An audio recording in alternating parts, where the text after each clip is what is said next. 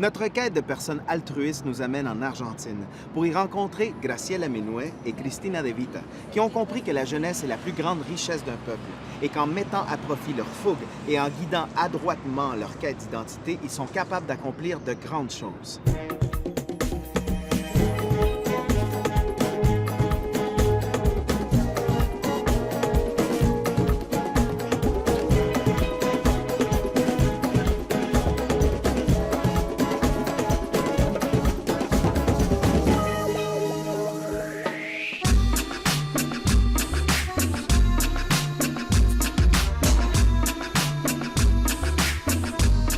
Buenos Aires, dont le nom signifie « bon vent », est certainement l'une des villes les plus connues d'Amérique du Sud. Deuxième ville d'Amérique latine derrière Sao Paulo, la métropole argentine compte plus de 13 millions de personnes. C'est en 1536 que l'Espagnol Pedro de Mendoza fonde la colonie qui sera cependant détruite 5 ans plus tard par une attaque des Autochtones de la région. La ville sera fondée une nouvelle fois en juillet 1580 par Juan de Garay, un autre conquistador espagnol. Longtemps isolée à cause de sa situation géographique, la ville s'est grandement développée avec l'arrivée du chemin de fer à la fin du 19e siècle, pour devenir la prestigieuse mégalopole que l'on connaît aujourd'hui. Malheureusement, elle a été durement touchée par la grave crise économique qu'a connue l'Argentine au début des années 2000 et dont les effets se font encore sentir aujourd'hui, principalement dans les quartiers les plus défavorisés.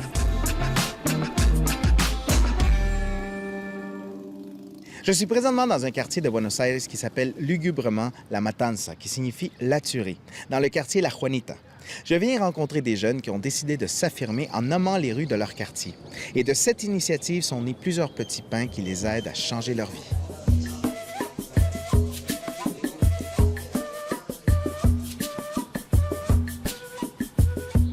Me voici devant la panaderia, la fameuse panaderia La Masa Crítica, et j'attends Graciela. Graciela? Graciela est là? Est-ce que vous pourriez l'appeler? Merci. Bonjour. Bonjour, Graciela. Bienvenue. Merci beaucoup, Louis. Graciela. Merci de nous Je recevoir. t'en prie, vous êtes les bienvenus. Vous pourriez m'expliquer ce qu'est la Juanita? ¿Qué es la Juanita? La Juanita es La Juanita est une coopérative qui se distingue des autres. Parce qu'elle n'est pas une coopérative de travail, mais plutôt une coopérative qui fournit des services éducatifs, communautaires et de l'assistance. Qu'est-ce que ça veut dire? Que nous formons des gens afin qu'ils rejoignent le marché du travail. Nous allons te mettre cette coiffe, tu es d'accord? D'accord, pourquoi pas? Je suis prêt. Mais soyons tout de même un peu coquets. Ah oui? Je te la mets, mais puisqu'il y a cette bande noire, voilà. A ver. On va voir. Alors? Voilà. Ahí está. Voilà. Et voilà, vous n'avez rien vu. On y va?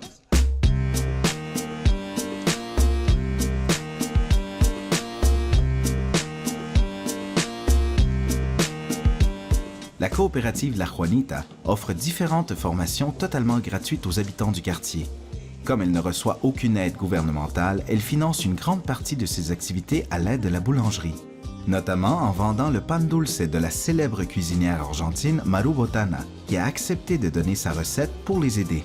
Sergio Bergman, le principal rabbin d'Argentine, leur confie aussi la confection de la challah, le pain tressé que consomment les Juifs pour le sabbat et lors de diverses célébrations. Je suis mère de 7 enfants qui sont adultes maintenant. Mon mari est âgé. Je me demandais ce que je pouvais faire à cette étape de ma vie pour m'accomplir sur le plan de l'éducation. Ma première idée, ça a été de faire mes études secondaires. C'est ainsi que j'ai commencé à fréquenter la coopérative. J'ai fait mon secondaire au cours pour adultes. J'ai ensuite fait 2 ans en enseignement de l'histoire, un cours de conseiller juridique et maintenant je fais de la psychologie sociale. Bonjour, bonjour. Bonjour. Je vois que vous travaillez fort. Voici ce qu'ils ont appris à faire dans le dernier mois. Rendre une impression sur une toile, soit faire de la sérigraphie. Ils font ça sur cette table. Et ça va servir à quoi? Ça va recouvrir l'emballage du pan dulce. Ils ont appris comment le faire en 1 mois. C'est une technique assez compliquée. Ils n'ont pas seulement appris comment imprimer, mais aussi comment fabriquer les cadres, une tâche assez délicate.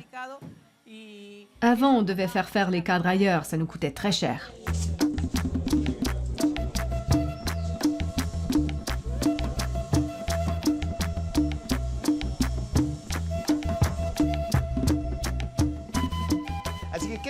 Qu'est-ce que ça signifie pour vous d'apprendre un nouveau métier? Ça nous permet d'obtenir un emploi, de savoir comment faire. Comme ça, tout est plus facile. Et si vous n'aviez pas accès à ce type d'atelier avec la coopérative, est-ce que vous auriez d'autres occasions d'apprendre dans ce quartier? Si la coopérative n'existait pas, quels autres projets y aurait-il dans ce quartier? Aucun. Ici, tous les jeunes consomment des drogues. Ils traînent dans les rues, ils volent les gens qui vont travailler. Est-ce que c'est un problème très courant ici? Les vols et tout ça? Oui. L'année dernière, j'ai suivi l'atelier de réparation de meubles et je l'ai terminé. Cette année, je vais continuer avec le cours de guitare. De guitare? Oui. Il y a des cours de Oui. guitare ici? Excellent, je suis musicien, alors c'est sûr que ça me plaît. Comme partout dans le monde, les déchets électroniques sont une véritable plaie en Argentine. La plupart des anciens modèles de ces appareils se retrouvent au dépotoir, libérant des produits hautement nocifs pour l'environnement. La coopérative de la Juanita fait d'une pierre deux coups et récupère ces équipements non seulement dans une perspective écologique, mais aussi pour les recycler de façon tout à fait originale, en répondant à un besoin bien concret des habitants du quartier. Nous sommes membres du volet jeunesse. Nous faisons partie du groupe qui entreprend des projets pour le quartier. Et ça fait plusieurs années? Oui, ça fait 3 ans, 4. 4 ans. C'est l'un des plus anciens membres de la coopérative, Jorge Lazarte, qui a eu l'idée de faire la signalisation du quartier. Plusieurs personnes ont fait des suggestions pour trouver comment créer les panneaux, et la meilleure était de recycler les boîtiers des ordinateurs inutilisés, de les découper et de les peindre.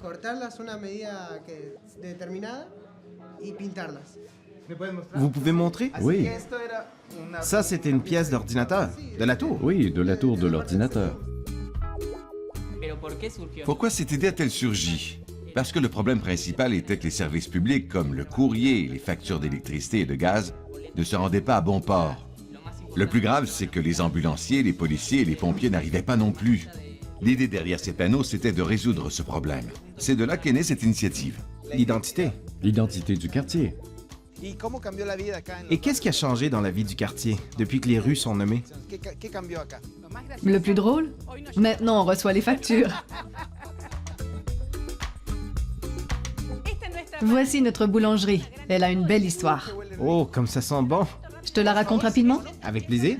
Cette boulangerie a ouvert dès les débuts de la coopérative en 2001. Au début, c'était très artisanal. Un four en argile, des seaux pour mélanger la pâte et des manches à balai pour pétrir. Maintenant, nous avons de la machinerie. Un four rotatif, un pétrin, des mélangeurs. Ce sont les collègues qui reçoivent une formation en boulangerie qui donnent des cours à leur tour.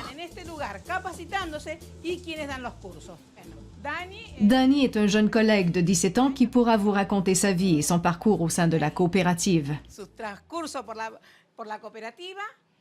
Et Carlos est l'homme orchestre.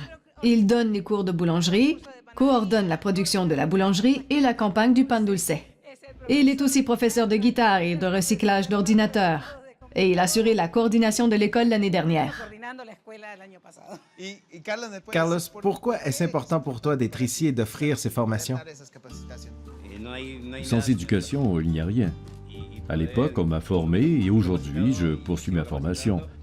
Transmettre mes connaissances aux autres pour améliorer leur qualité de vie, c'est la meilleure façon pour moi de redonner ce que j'ai reçu. Je vivais dans un quartier pauvre, un bidonville. Il n'y avait rien à faire qu'à part flâner au coin des rues, prendre de la drogue, se saouler, se bagarrer avec n'importe qui.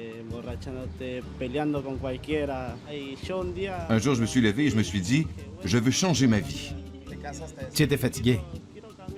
Oui, je voulais changer ma façon de vivre. Je n'en pouvais plus. J'avais commencé le cours de recyclage d'ordinateurs 2 ans plus tôt, mais je l'avais abandonné.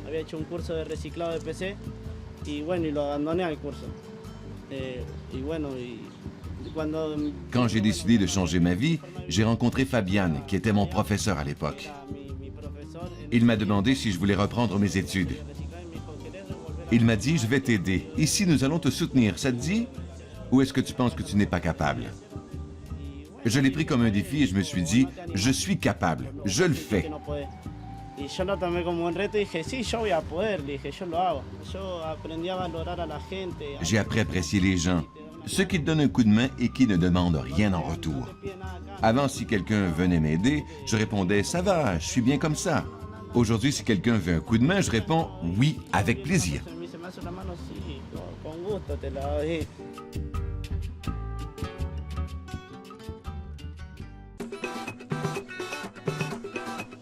En 2010, la Juanita a organisé une grande campagne de financement en vendant leur fameux pan dulce, un type de panettone populaire pendant le temps des fêtes. Ce fut un réel succès, puisqu'on réussit à vendre pas moins de 10 000 kilos de pain. Les profits engendrés furent suffisants pour acheter le local où se situe maintenant la boulangerie. Durant cette campagne, qui est reprise à chaque année en décembre, on produit 700 de ces pains quotidiennement. Ils sont vendus sous le prix coûtant aux habitants du quartier, les profits étant générés par les ventes réalisées dans les secteurs plus favorisés de la ville. Bonjour, bonjour, enchanté. Je te présente les filles. C'est notre atelier de couture, là où nous confectionnons les pochettes qui servent à emballer notre pan dulce. Les gens de cet atelier ont réussi à exporter 100 000 chandails en Italie, ainsi que des tabliers au Japon et en Allemagne. Votre production est internationale. Voici les feuilles de papier qui se fabriquent par thermofusion. La thermofusion, c'est une autre étape qui se fait ici? Bien sûr, c'est là qu'on imprime le tissu des pochettes. Oui, c'est très chaud. Ces filles sont avec la coopérative depuis 6 ans. Elles sont en train de créer leur coopérative de travaux manuels. Et où avez-vous été formé pour faire tout ça? Ici. Ici? C'est ici que vous avez appris à faire ce travail, mais aussi à créer une coopérative? Oui, c'est exact.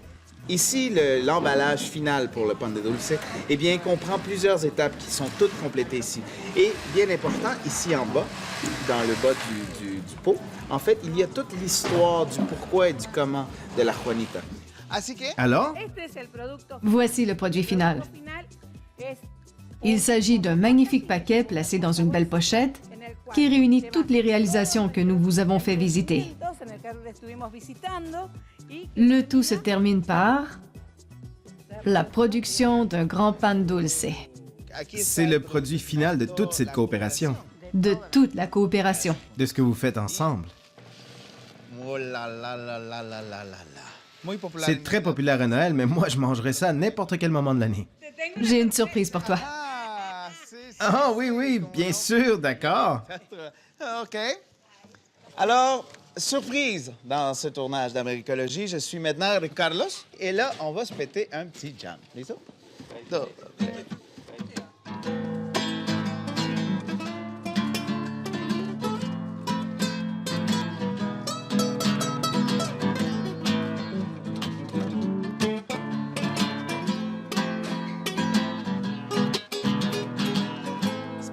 Time saving all that time you can, so you'll be a better man. Quand on voit qu'ils réussissent et qu'ils s'accrochent grâce à ça, qu'ils voient la vie autrement, comme Dani qui a complètement changé, ou comme Carlos qui consacre sa vie à son travail, ou encore comme les jeunes de la signalisation qui s'impliquent dans les activités sociales dans notre quartier. Tout ça, franchement, c'est très émouvant. C'est une grande satisfaction. Je crois que nous sommes ici pour ça. Je crois que maintenant, nous devons réaliser que les jeunes ont les capacités nécessaires pour faire autre chose.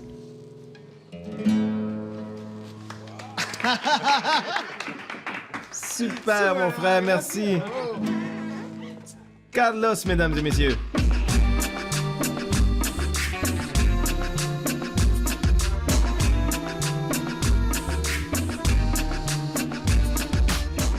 Nous nous rendons maintenant dans la localité de Moreno, dans la région métropolitaine, plus précisément dans Barrio El Parque.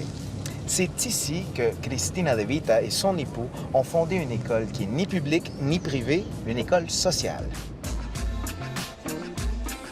Cristina. Oui. Enchanté. Bonjour. Luis Oliva. Comment ça va?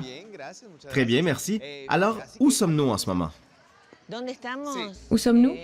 Dans la communauté éducative Creciendo Juntos, Grandir ensemble. Ce projet a démarré en 1982. Nous faisions partie d'un organisme de développement du quartier. À l'époque, plusieurs jeunes s'installaient ici. Les rues n'étaient pas encore asphaltées, les animaux se promenaient librement. C'était très champêtre.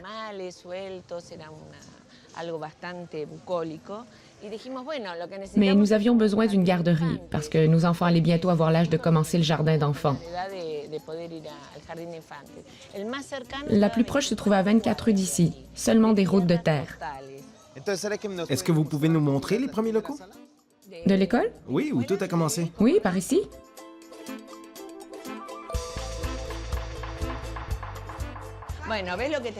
Tu vois ce que je t'expliquais? Il n'y avait qu'une seule pièce. La première? Oui, la première. C'est nous qui avons fait la division. Alors ici, c'est ici que tout a commencé. C'est les premiers locaux, en fait, qui avant appartenaient à la communauté. Et il n'y avait absolument rien. C'est eux qui ont tout rajouté. Donc, c'est ici que la garderie, le premier endroit a commencé. Bonjour. Bonjour. Enchanté, comment allez-vous? Comment ça va? Très bien, et vous?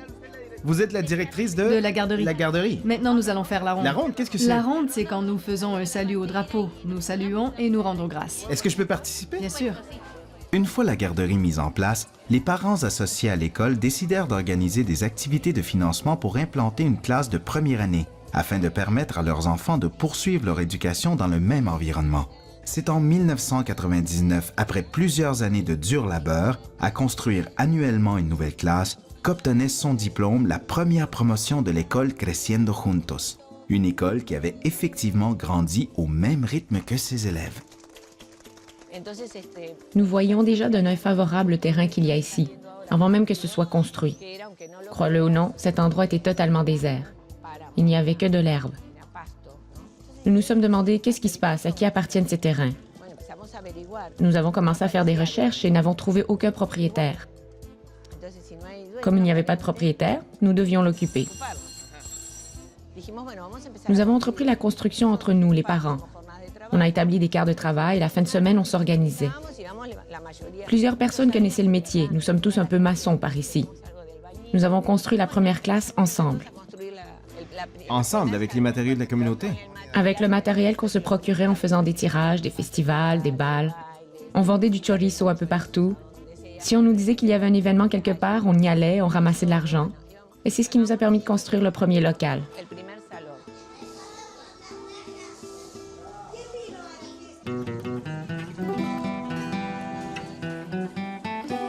Alors, voici un autre exemple d'implication de parents, parce que des parents ici qui s'occupent de la comptabilité de l'école, on va aller les rencontrer. En termes de frais, ça coûte combien aux parents pour envoyer leur enfant à cette école?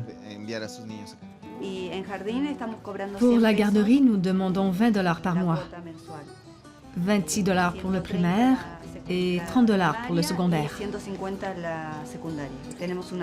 Nous avons aussi un travailleur social au cas où il y aurait un problème à la maison, comme un père au chômage ou une mère qui doit soutenir financièrement toute la famille. On rencontre tous ces problèmes. Et si c'est possible et que la mère a du temps, elle vient donner un coup de main à l'école. Pour payer les frais de scolarité, elle peut venir ici faire l'entretien ménager ou la cuisine. Donc, vous ne refusez pas quelqu'un Non. qui ne peut pas payer? Dites-moi, avez-vous des enfants qui sont venus ici? J'ai inscrit mes enfants ici en 2000. J'en avais un qui fréquentait la garderie et les autres étaient au primaire. Justement, à ce moment-là, j'étais au chômage et ils m'ont appelé pour que je vienne les aider. C'est une école où les parents ont beaucoup d'influence grâce à leur collaboration, leur travail. Nous avons vu qu'au moment de la ronde, les parents étaient présents. Bien sûr, nous organisons des quarts de travail et les parents viennent travailler bénévolement pour aider la communauté. Parce qu'ici, nous n'avons pas de patron. Avant que j'arrive, ils me laissent un mot pour m'indiquer ce qui est brisé. Le climat est convivial, personne ne donne des ordres, nous avons tous les mêmes droits. Je travaille à l'entretien et j'ai les mêmes droits qu'un directeur. Vous vous sentez tous égaux? Oui, tous égaux. D'abord, les gens voulaient avoir une garderie. Quand on a vu de quelle façon se développait le projet, on s'est dit, il faut agrandir. On ne veut pas que nos enfants aillent dans une autre école.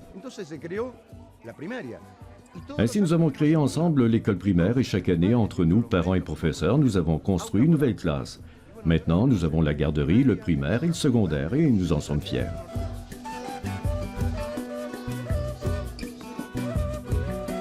L'assiduité scolaire est un véritable problème en Argentine. Selon l'UNICEF, il y a plus de 375 000 jeunes argentins âgés de 12 à 17 ans qui ne fréquentent pas l'école et 22 % des enfants de 5 à 14 ans qui travaillent au lieu d'étudier. Une école sociale comme Creciendo Juntos, où tout le monde s'implique activement, arrive à éliminer le décrochage tout en favorisant de saines relations de travail avec les professeurs, alors que les grèves d'enseignants sont très fréquentes à travers le pays. Mes parents faisaient partie des fondateurs de l'école et pour moi, cet endroit, c'est un peu comme une annexe de ma maison. J'ai commencé comme un simple parent d'élève. Ensuite, je me suis impliqué dans le comité de parents.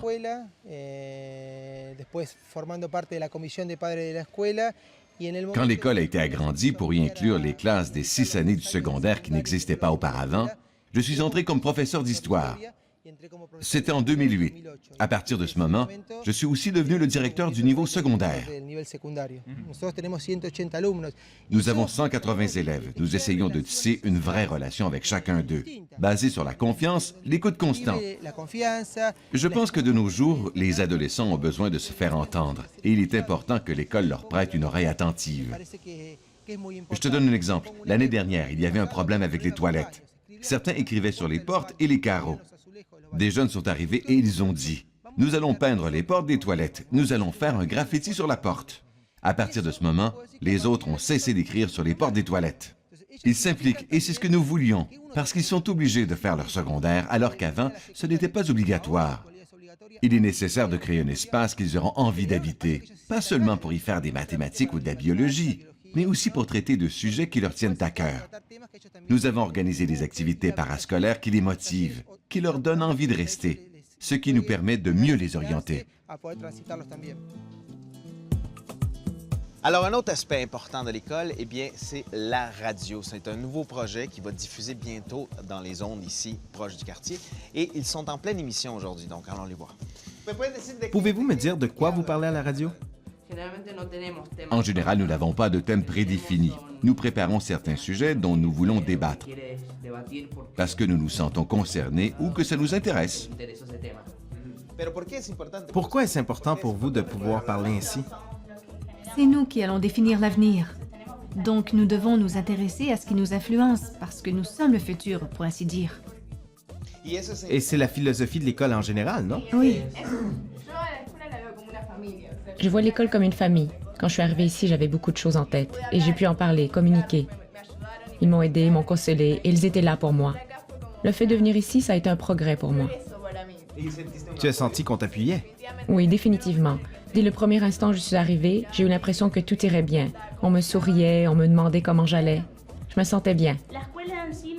L'école elle-même nous a enseigné plein de choses que nous n'aurions jamais apprises ailleurs. Ça va au-delà de l'enseignement de l'histoire et des autres matières. Ici, nous apprenons à être de bons camarades, à travailler en équipe. On nous apprend à partager plein de choses. Une liberté que nous n'aurions pas ailleurs. Alors, comme vous pouvez voir ici, on encourage beaucoup une école de communication, mais communication dans tous les sens. Oui, il y a la radio, l'audiovisuel et tout ça, mais aussi la communication entre les élèves, avec les profs, avec tout le monde. Donc, ici, la communication prend vraiment tout un autre sens. Pour nous, les parents, il ne s'agissait pas seulement de construire une école avec du béton, mais aussi de bâtir dans tous les sens du terme. Et c'est difficile. Les parents n'étaient pas habitués à ce modèle d'école ouvert. Bien au contraire. D'habitude, quand l'école commence, les portes ferment et les parents sont maintenus à l'extérieur, parce que ce sont les professeurs qui savent. Ça aussi, c'est difficile. Mais au fur et à mesure qu'ils participent à des réunions, des assemblées, ils se rendent compte qu'ils ont eux aussi beaucoup à apporter à l'éducation de leurs enfants.